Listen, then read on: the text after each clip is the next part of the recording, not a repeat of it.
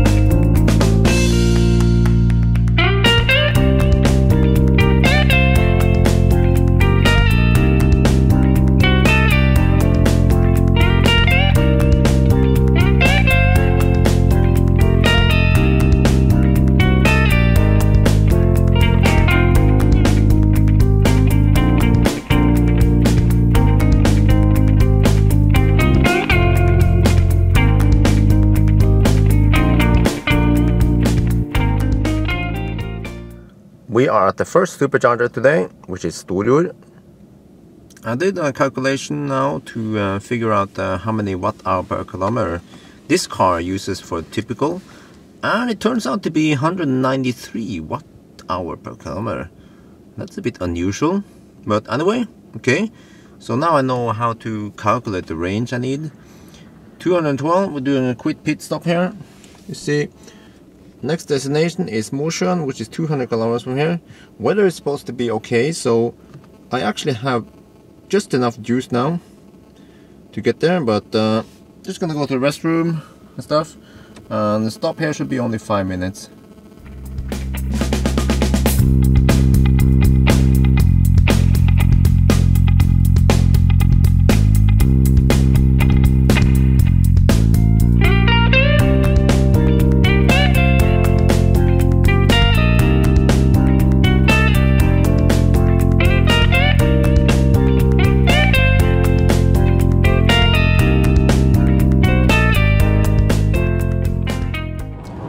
You know, I said earlier that the next generation seats, they have limited use, and that it's not that comfortable to drive, to sleep in. But I think I've changed my mind now.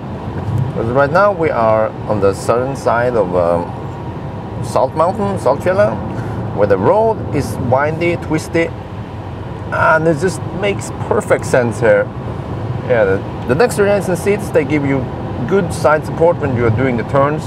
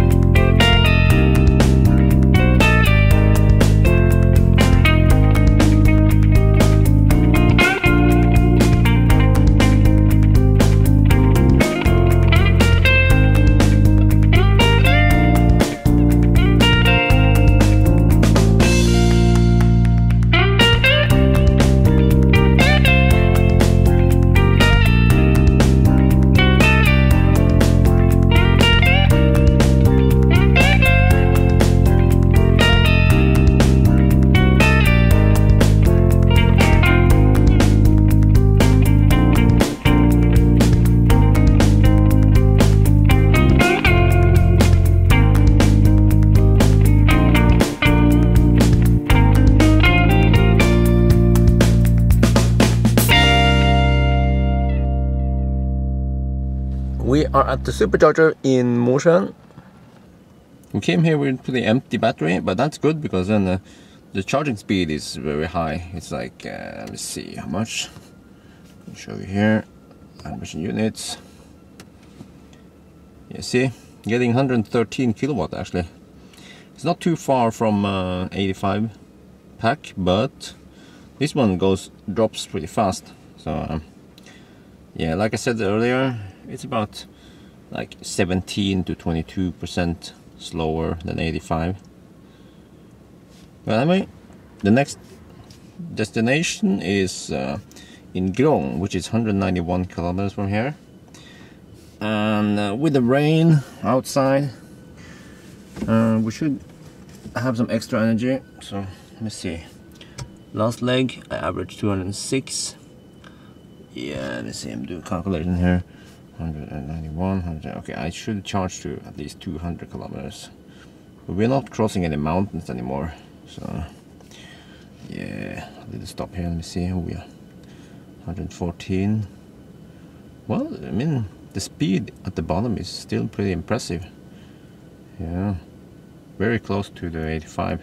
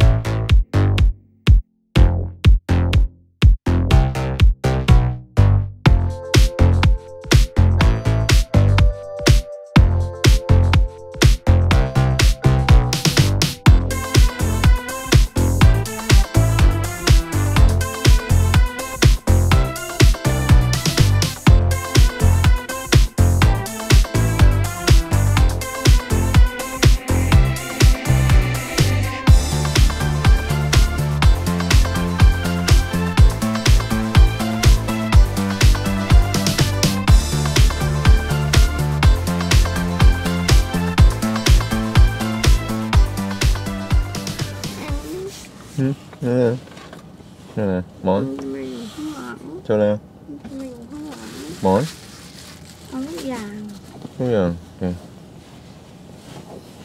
Món mì ê mà 네, 다 없네요. Okay. Wife is moving to the back now.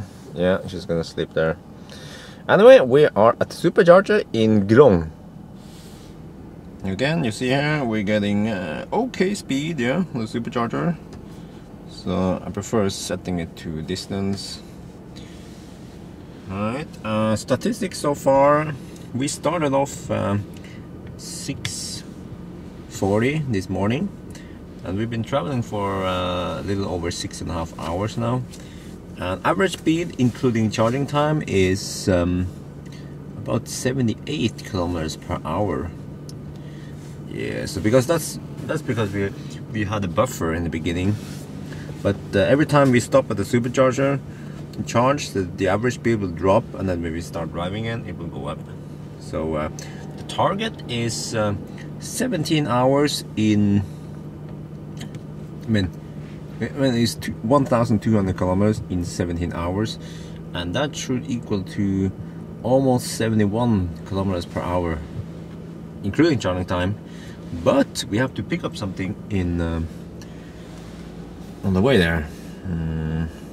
Let's see, where am I now? We're Stjørdal. Should I go to Stjørdal? Oh yeah, okay. Well, I have to figure out this too.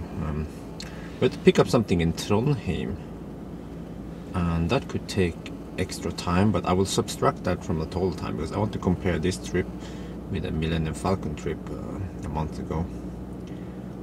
Should I go to Stjørdal to charge? That's 168 kilometers. Or should I charge here? I'm not sure. Depends what we're gonna do here. If we wanna eat here, or maybe we just go to shore. No, not sure. Or it shouldn't. I mean, shouldn't be needed to charge with both of them. Oh, we'll see. We'll see. So this 70D is equipped with the next generation seats. They look great, and they also feels great, especially when you're driving in the curves. But as I mentioned earlier, could be a bit cramped if you are, how would I say it? If you love junk food, yes. So that's one of the packages, and also this car is equipped with what's it called again? Premium interior and lighting package. So that includes, let's see, I'll show you here in the menu. You get the fog lights, and you also get the power lift gate, and some Alcantara headliner. Let me see, it's this nice stuff in the top here. And you also get the lighted door handles. Yeah, so it's a good package. It's a bit expensive, but it's worth it. So what it is missing is autopilot features. So if you go here and you go to driver assistance, I mean, it has the safety features like blind spot warning, late warning, and speed limit warning stuff, and also the collision avoidance. That's also important, but it lacks some of the like convenience features. Like eventually we'll get lane keeping, and you have self parking, and also the automatic high-low beam, and also this one doesn't have the automatic cruise control. It's manual cruise control. So personally I prefer the manual one for now, but maybe if I start using the automatic I will love it better. Yeah. And it doesn't have the air suspension either. It just have coil suspension. But you know what? Usually I don't use high or very high, because where I live I rarely have to use it. I only drive in the city and stuff, so unless you live in a farm or something where you need high or very high, maybe you don't need air suspension, because I don't feel that much difference between the coil suspension and the air suspension when it comes to driving feel, and this one still feels tight and comfortable with bumps.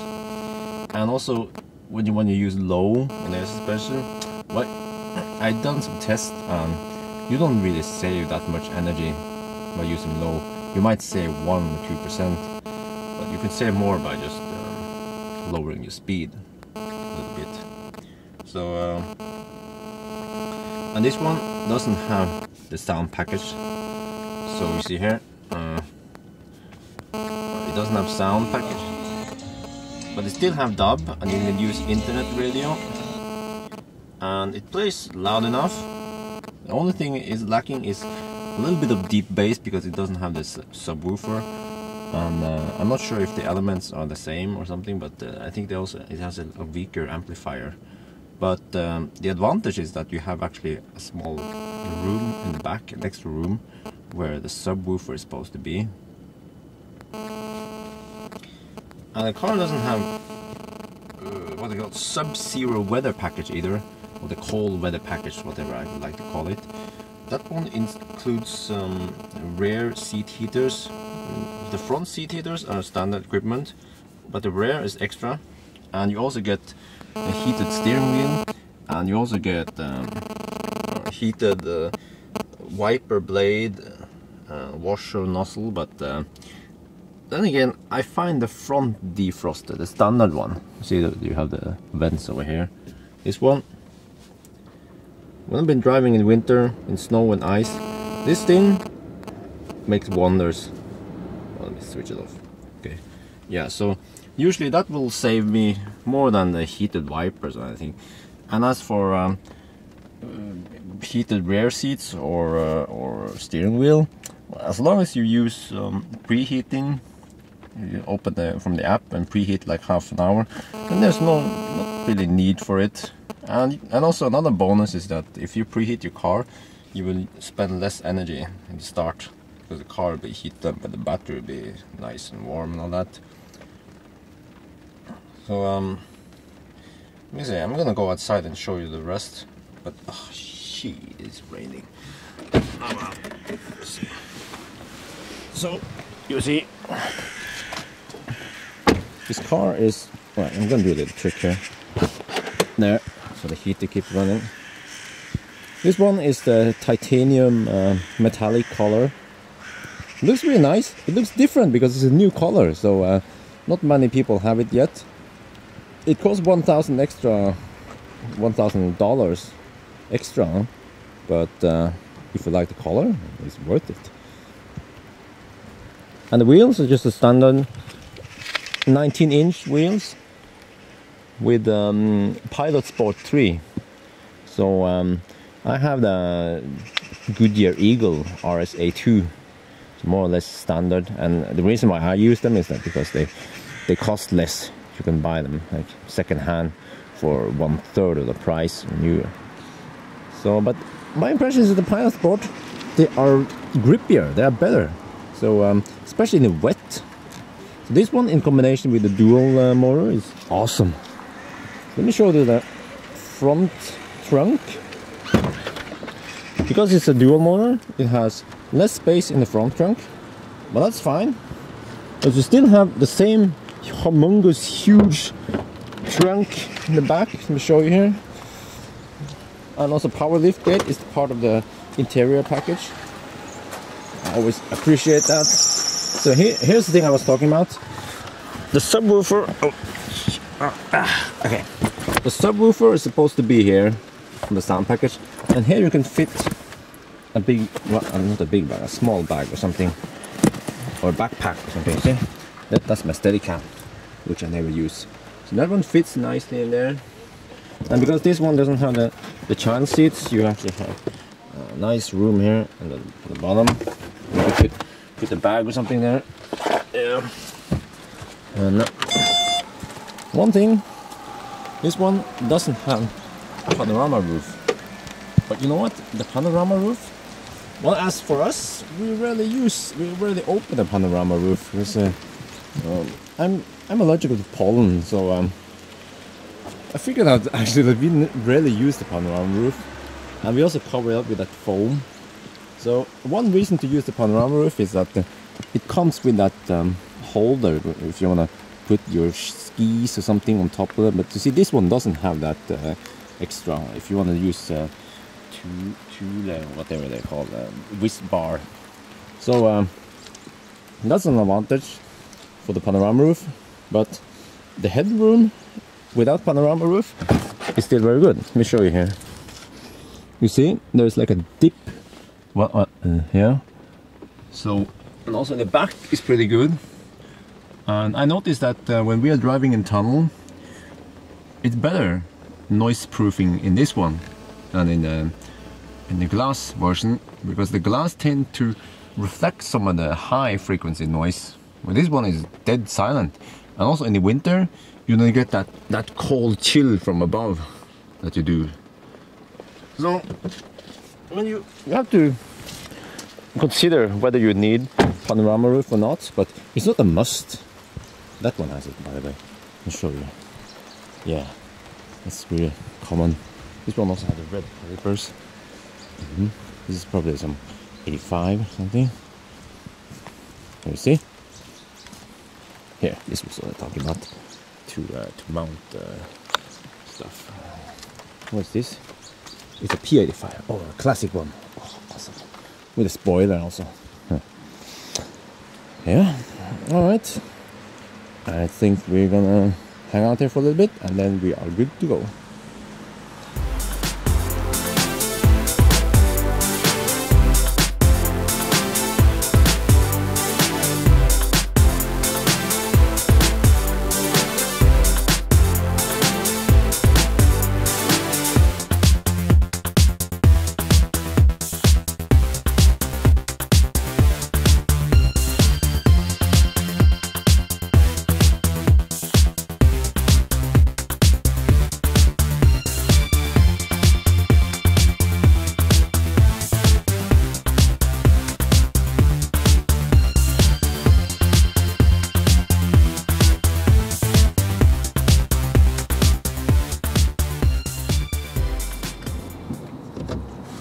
This is a scale where they're used to. It's used for weighing like big trucks. And now I want to find out how much this car weighs. So I think we just park it up on this one and then wait a little bit. A minute. I have to put the other axle on there as well. Okay, let me see. I'm going to zoom in here so you can see the number. It says 2.1 ton, 2,100 kilos. That's with two Asians sitting here. So this is lighter than the Millennium Falcon for sure. Yeah. Interesting. All right. Off we go.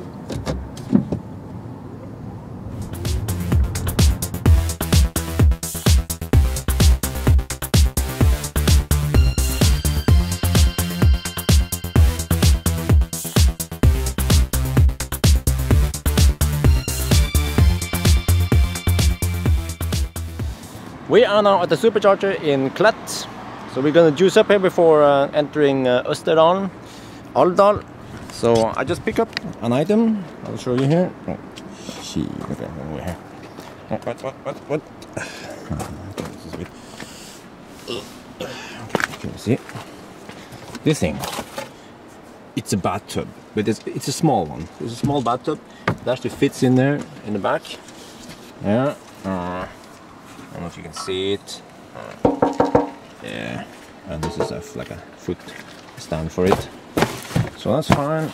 I'll just put it here, and then yeah, that's it. That's the only Nimber task on the return. And the time now is shit. Almost tripped over. Let's see. I'm gonna look at the clock now. It is okay. It is 5 in the afternoon. We should stay here for only 20-ish minutes. 5. We should be in. Yeah, this is looking good so far for the 60. I mean, for the 70D. We should be in Oslo around midnight. So I'm gonna do the calculations again. I think we're on schedule.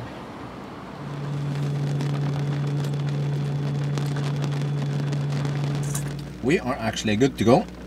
So I did some calculations on the statistic now. We have been traveling for almost 12 hours, but the traveling time was 11.5 hours, well, including charging, because I have to subtract for the Nimber task. So so far we have done about 69 kilometers per hour, including charging time, and the target is 70.5 or something. Yeah. If we can average 7.5, then we will get there within 17 hours. But obviously, this one is slower than an 85, but can it beat it? I mean, can it be like half an hour slower only? Yeah, I'm gonna hope for it to win.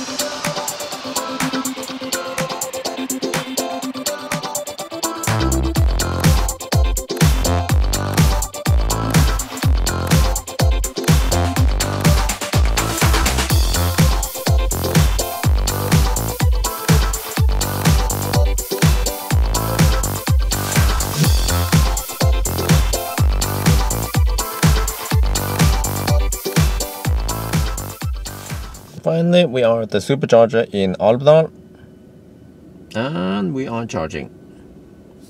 So next destination is Elverum, which is 165. Let's see, we have some elevation drop, so yeah, 160 something should be enough. So then we have to stay for 12 minutes. Yeah, 12 minutes.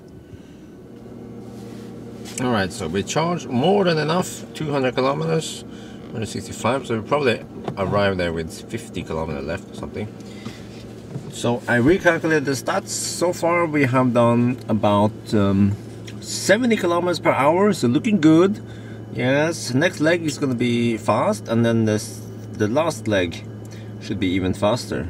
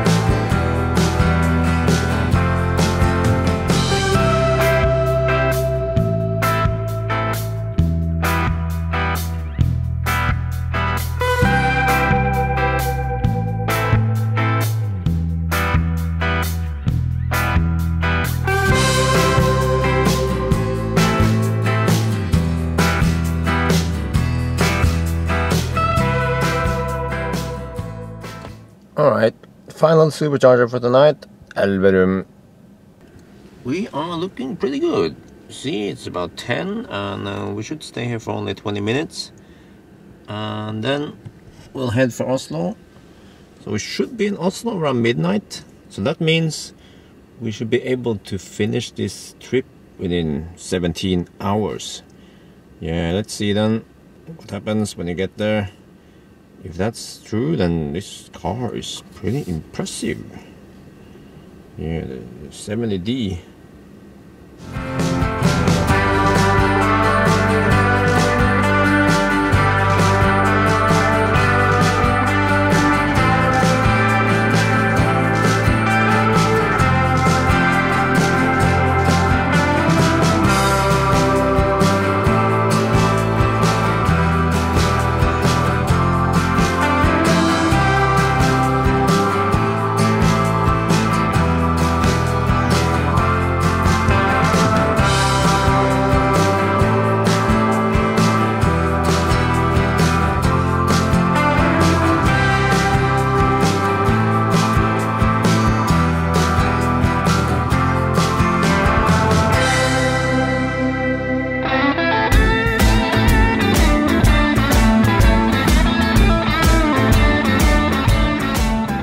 We are finally home. So like I mentioned earlier, when I took the trip with the Millennium Falcon, it took me 16 hours and 30 minutes. This trip took 16 hours and 45 minutes. You know, that's crazy. What the heck? How is it possible? So I actually had to look up on the numbers, and it turns out that this trip, I mean, the energy consumption on the return trip was about 10% lower than with the Millennium Falcon. And how can that be? We even ran through a lot of rain. Well, I'm guessing it's the range mode and the front motor. It's a lot more efficient than the big, powerful rear motor and inverter in the Millennium Falcon. So that must be one of the explanations. So you see, the traveling time was only like 1% or something, 1-2% slower than with the Millennium Falcon. And I also measured that the supercharging speed with the 70D is around 20% slower than the 85. But you see, if you have less need for energy, because you use less energy, then we don't have to charge that long. And also the charging time, usually when you drive to somewhere, the traveling time might be something like, let's say, 2 hours, that's 120 minutes, but the charging time is only 20 minutes. So the difference in 10 and 12 minutes or whatever, you know, that difference between the 70D and the 70 and the 85, it's so insignificant when you look at the whole travel like today. So really, this was impressive. I didn't expect the 70D to be this like close to the 85. But when I think about it, well, everything makes sense. With it's more efficient, and the traveling. I mean, the supercharger is already fast enough, and because it's efficient, and you need to charge less. So, well, I mean, actually, if you really need even faster traveling speed and stuff, then I guess the 85D or actually the 90D, that's like one of the better choices. But still, the 70, if you compare the 70 to what I had before and on the classic ones, then the 70 could almost match the 85, the old 85. So that's really good. And so about the whole car, I mentioned earlier, it's the whole. It is a newer car. Lots of components are improved. The screen is improved, soundproofing. Well, they have safety features like the collision warning and all that. And even if this one is a very stripped down model with no panorama, no sound package, they have. I mean, this car has the most important things, and that is, well, the most important thing is supercharger access. Then you can travel all over Europe or America or wherever you live, and it has the what do you call it? The interior package. I don't remember the name, but that one is really useful. But I would also suggest the autopilot package and dual charger. That's pretty much it. On that, this car, when most of the time when I was cruising, it didn't feel like a stripped down version. It just felt like a really nice Tesla. So you really, I mean, if you buy the 70D, you get so much value for money compared to the 90D L, the 90D Ludicrous. But still, as a family car, this is a really good value for money. So yeah, I think that's it. I'm gonna go to sleep now. Alright, bye bye.